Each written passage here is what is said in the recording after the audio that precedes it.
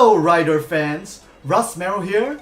After an awesome run since September last year, Kamen Rider Ex-Aid has finally come to its epic conclusion. And just this previous Sunday, we received the very first episode of our brand new hero Kamen Rider build. So I was thinking that now would be a good time to make a video to talk about my thoughts about the series of Ex-Aid as a whole and just give it a sort of post-series review and share with you guys how I felt about what I think is possibly one of the best neo-Heisei Rider series and possibly maybe even one of the best Heisei Rider series out of all the series since we've had since Kuga. Okay, so if we are going to talk about a review of Ex-Aid and why Ex-Aid was good, I think the most important aspect of the series were the characters.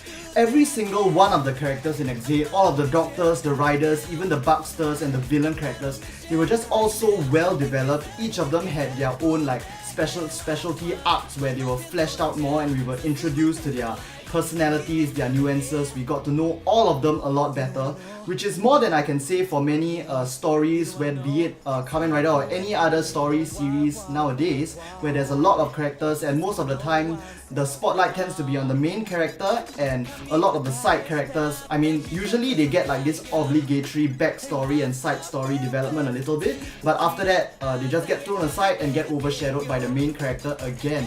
But this doesn't happen in Ex-Aid. So of course, since our main character is Emu, since the start of the series, the earlier part of the series, the character development was really focused on him. We learn about his history as the very first victim of the Buckster virus, how Parado came out of him, and then his subsequent conflict with Parado. But then you realize that in the later half of the series, M was actually he was already developed enough, we knew enough about him, so they actually put him backstage a little, and then the stories actually shifted to a specific character arcs. So for example, we had Poppy's story, we had Parado's story, we had Taiga's story, and we had of course Hero's story. And of course Laser, on Laser's side we had him a bit on the earlier parts, leading up to his death. So like Emu, his development was a bit more on the earlier part as well, yeah. But for the rest of the characters, you find that once they finished developing Emu, the writers were smart enough to realize that, you know, we've had enough character development for Emu already, and now it's time to focus more on the other characters and show how the relationships and dynamics work out like that, which I thought was really cool. Especially in particular, I like Hero, especially his betrayal, and then eventually him deciding that, you know, no matter how important Saki was for him, I mean, Saki wouldn't want him to betray the rest of the Dr. Riders just in order to achieve her resurrection. So in the end, he manages to get the level 100, the whole resolve thing, and then manages to go back onto the good side. But if I have to say one character whose development I really like the most, I would have to say it's Taiga. So at the beginning of the series, we get introduced to Taiga, and at the beginning we sort of think that he's just this sort of side rival character. He's kind of a cool asshole sort of guy. But then as the series progresses and we learn more about his motivations, his desires, his personality, and especially with the introduction of Nico. I really like Nico's introduction into the series because she has her own fleshing out and story to her as well in her relationship with Emu, but then she serves as a powerful tool that really sort of brings Taiga's character and backstory out even more and really shows us just how much suffering Taiga has been through. So by the time we reach near the end of the series now, our attitude of Taiga has completely changed. I have so much respect for Taiga as a character now. Now at the end of the series, you realize that out of all the Dr. Riders, he's the one with the most at stake. He's the one who has sacrificed the most, he's the one who's been through the most, and he's the one who's been he's been shouldering so much pain the entire series. So it can be said that Taiga could be actually the most emotionally powerful rider, and when it finally culminates in the moment where he's the only Dr. Rider who manages to get the power of Kronos, the power to transform into Kronos, that is just such an epic, mind-blowing moment there, and it just felt so good for me, and it was Taiga, my man, you did it! Yeah. But not just talking about the Dr. Riders, of course, we definitely need to talk about the Bucksters. On the side of the Bucksters, I really think that their character development was really good, and it's on par with the villain character development in Drive, I would say. Because Drive, I really love the development for Heart, Brain and Medic, even though it mainly happened at the end, especially for Brain and Medic. But I really think the development of the Bucksters in Ex-Aid were really on par with that. So of course we had Parado's and Poppy's both heartbreaking stories, like the 2 episodes where the 2 of them were like pushed to the breaking point and then they were like just screaming, trying to find out who they were as Bucksters, their identities, what exactly they should be fighting for. Those 2 are one of my most favorite moments in the entire series. But as good as Poppy and Parado were, I have to say that my favorite Buckster character in terms of development was Graphite. Now you may or may not disagree, I mean you may or may not agree, but okay, you think about Graphite, most of the series he's just this enemy villain who just introduced for the sake of being like an enemy character to the Riders. He wants to dominate humanity simply because he is a villain character. So you might think that he doesn't have much character development per se, but my whole attitude towards Graphite and the way I saw him, everything changed in that final episode where he was finally defeated. When he just goes out and finally says, you know, he's not just a mindless pawn of a game, just there as a slave to his programming by Kuroto or whoever made the games. You know, the reason why he was so stubborn, he didn't want to join Parado and Poppy in siding with the humans, it has nothing to do with like some stupid stubbornness or anything like that. It's just that it's all about his true motivation. It's all about his identity, who he is. He wants to fight as a game character, as an enemy final boss. He wants to fight as Graphite. He wants to fight as himself. He's not some mindless slave or somebody or like some evil bastard who just wants to like get satisfaction out of torturing humans and causing humans to suffer. He is just a character with this personality where he just wants to fight for the sake of fulfilling who he is, and he enjoys that. And there was just so much, there was so much passion in his final moments that I was just, oh my god. So that's why I have to say that Taiga and Graphite, they definitely were my favorite characters, my favorite Dr. Rider as well as my favorite Buckster in terms of development. So I think that's all I really have to say about the characters. But I guess just to end off, I really want to emphasize again that the best thing about Ex-Aid was that all of the riders, they're not perfect. They all have their own difficulties, their own emotions, their own struggles. They are doctors, they are riders, they are heroes, but they are also ordinary humans just like us. And that was what made watching their adventures and their battles so fun. So it was just so fun to watch them fight. As compared to Tenkuji Takeru, who was just, oh, I believe in the unlimited potential of humanity, boom, wins all the time. But yeah, I digress. So that will be all on the character side for Ex-Aid. Now moving on, the second thing I like to talk about is actually the plot. So when it comes to the plot, first I have to say that, okay, you may disagree with me, but I don't think the plot of Ex-Aid was amazing. It was good, but it was not amazing. But what really made it enjoyable to watch was the pacing.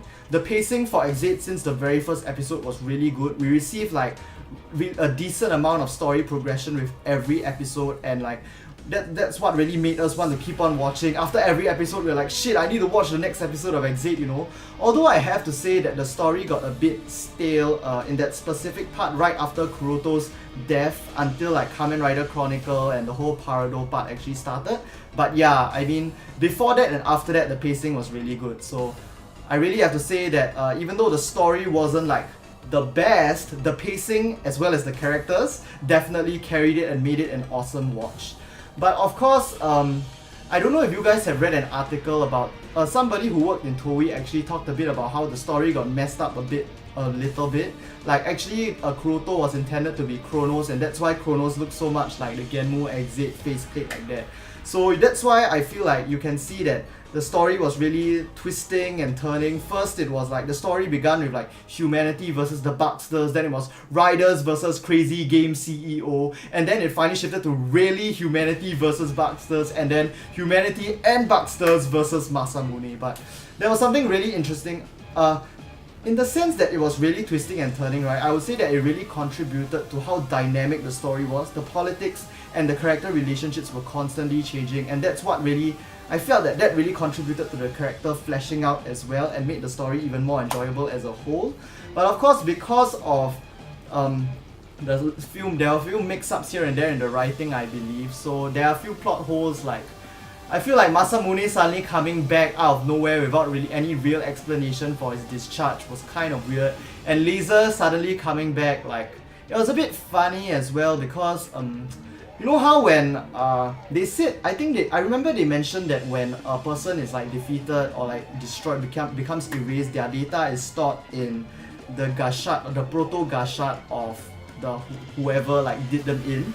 So assuming that Laser lost to Kuroto, I assume that his data would be stored in the proto dangerous zombie gashat, which technically doesn't exist. Yeah, so I don't know, I just felt like there are a few plot holes here and there, but I think the writers did a great job of really concluding on a really nice note. Their conclusion really managed to wrap everything up. So despite the few minor technicalities here and there throughout the series, it really turned out to be a nice watch overall. So I guess that's it for plot. So as a Rider series, a Tokusatsu series, of course, let's talk a bit about the action. So we're going to talk a bit about the suits, the special effects, and like the fight scenes as well. So the suits.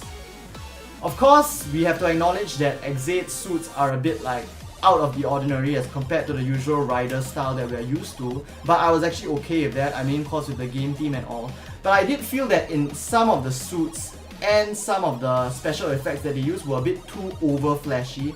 In particular, I mean, I think Ex-Aid Muteki is like a cool form and all, but design-wise, especially with like his hair braids like flying around everywhere, I'm not too big of a fan on that. And Ex-Aid has this one attack when he's in level 2, where I think he puts, he uses Mighty Action X with the Gashakon, what's it called, the Gashakon Breaker in sword mode, and then he starts spinning like a top and it's like zoom zoom zoom, and then I'm just like, that's just a bit too extreme. But I mean, going back to the whole idea that this series is supposed to follow a game theme, I guess it's sort of acceptable, but yeah, still not like too hyped about some stuff like that.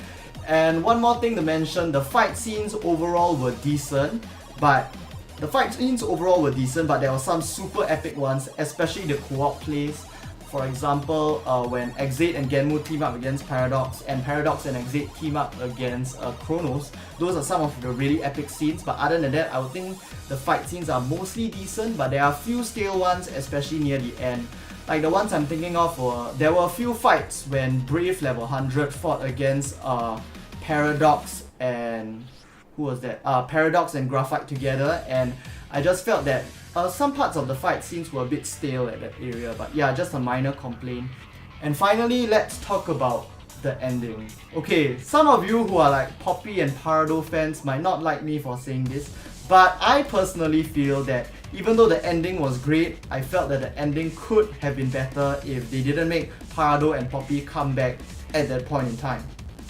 Why? Because their sacrifices in order to help the doctors finally win the battle against Kamen Rider Chronicle and Masamune were just so impactful, so important, and so like heart-wrenching that just making them come back so fast just made it all feel so insignificant. It was like, why do you even go in the first place then? So it was like, yeah, I just kind of dulled the impact of their sacrifices for me, which I felt kind of dulled the experience a bit. But I mean, I'm still okay with it, but I just felt like it would have been better, and maybe like because we are getting the sequel in the form of True Ending and even another ending after that, I thought that at the end of another ending, maybe finally they find a way to restore all of the humans and Bucksters that were erased and trapped in the Proto Gashats, and then that reunion with Parado and Poppy and maybe even Graphite could just have been such an awesome scene. But yeah, I guess they have to come back early in order to make the movie canon and stuff like that. But yeah, that's just my minor complaint.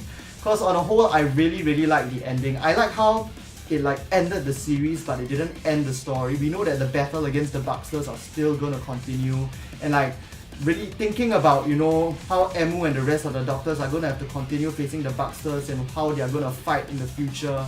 And like, yeah, it was really nice. And especially the personalized scenes for each of the Doctor Riders, where you personally get to see how each of the characters have progressed since the beginning of the series. Yeah, that was really nice to watch as well.